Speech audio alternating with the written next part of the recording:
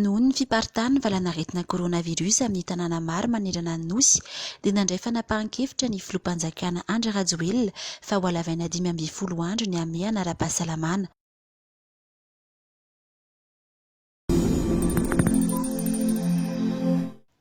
Ny tombo iray indray ny olona namoy ny ainy noho ny koronavirus teto Madagasikara.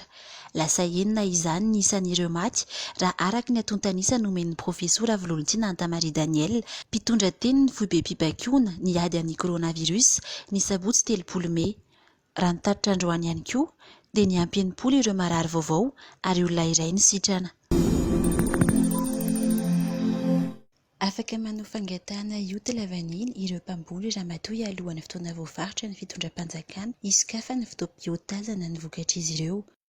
Io ny fanambarana nataon'ny minisitry ny indostria, ny varotra ary ny asan-tanana Lanitsoa Rakotomalala. Nanazava ity mpikambana ao amin'ny governemanta ity fa eny anivony ny fokontany izany no alaina satria ireo firom-pokotany no mahalala ny zava-misy marina eny anivony faritra iandreketany.